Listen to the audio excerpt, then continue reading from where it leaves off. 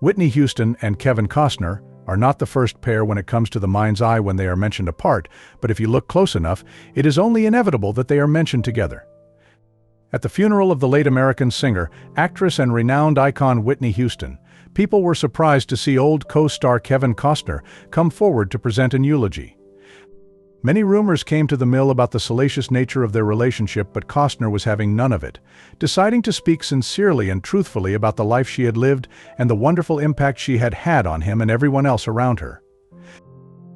The first collaboration that comes to mind when Costner and Whitney are mentioned together is The Bodyguard, the greatest romantic drama of 1992 that featured them starring opposite each other for the first time.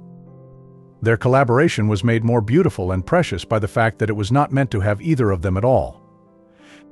The original script was produced with actors Diana Ross and Steve McQueen in mind, but was rejected 67 times before it came under the attention of Costner, who was relatively unknown at the time.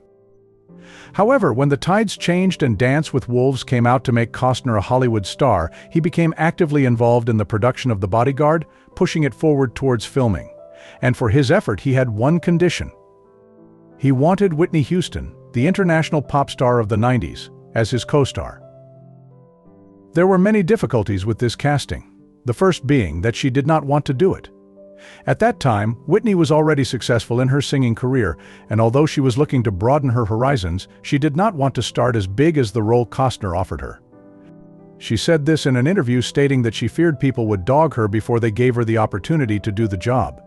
She felt inadequate, afraid she would make a fool of herself, and it was not until Costner himself gave her a call to ask her to act alongside him did she acquiesce.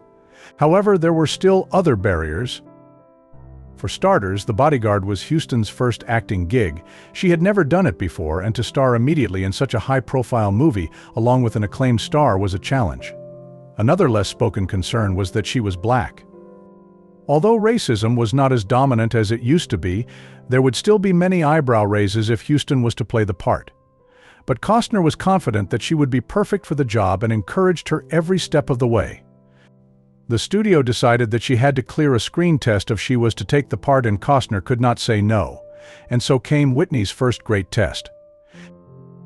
In his eulogy many years later, at her funeral, Costner talked about the day of the test in great detail.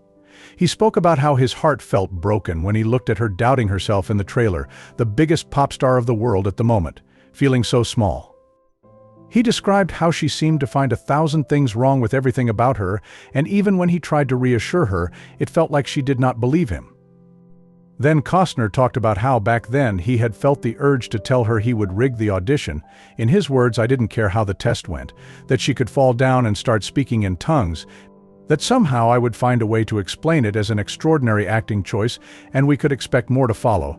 And gee, weren't we lucky to have her?" But he had stopped himself, thinking how unfair it would have been to everyone involved, including Houston herself if he did that, and so he could only try and reassure her as best as he could.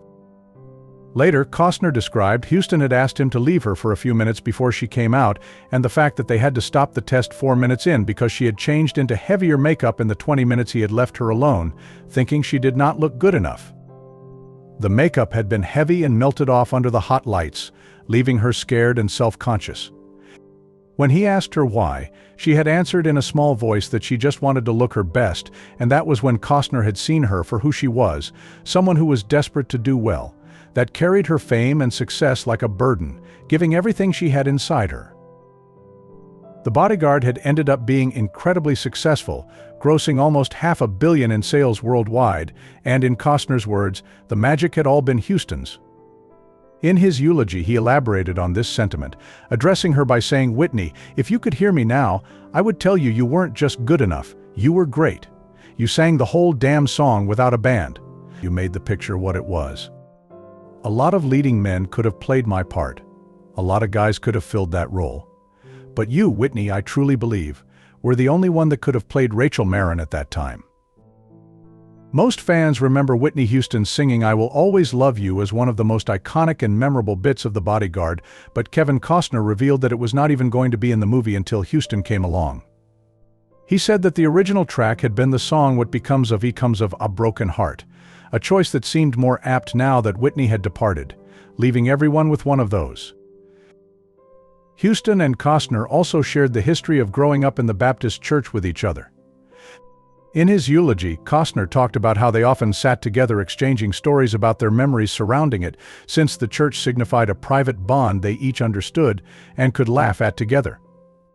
He described his early memories of the church, which included various shenanigans, from passing notes and talking during sermons to sneaking away to the church's kitchen after communion and holding glasses, pretending to drink whiskey while talking to imaginary friends. He said Houston had found these anecdotes hilarious, especially when it came to how his younger self was repeatedly hauled away by his father. When Houston passed away on 12 February, Costner had come on social media to release a singular statement. "She was my one true love." He later appeared on CNN to elaborate on this, talking about how he had written several letters to the actress. He stated how concerned he had been when he heard Houston was struggling with addictions and how he had desperately wanted to help her in any way he could. He talked about how some people came forward, asking him if he would write her a letter, since someone he loved was struggling, and despite disliking writing, he had sent out several each time, hoping to let Houston know that he was there, and maybe to stop her, have her reach out for help or anything that could ease her suffering at least a little. The fate of these letters remains unknown, since Costner revealed that they were never answered, and he did not know if they were ever read. During his eulogy, he talked a great deal about how much he had loved her, but more importantly, how much it had hurt him to see her doubt herself all the time, questioning her worth and ability when she was obviously so capable. In his opinion, she was the sensation, the moment, the icon, a phenomenon that could never be replicated since it had a league of its own. Even the smallest of her performances became exclusive, simply because they were hers.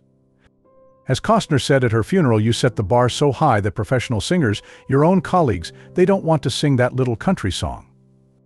What would be the point for him?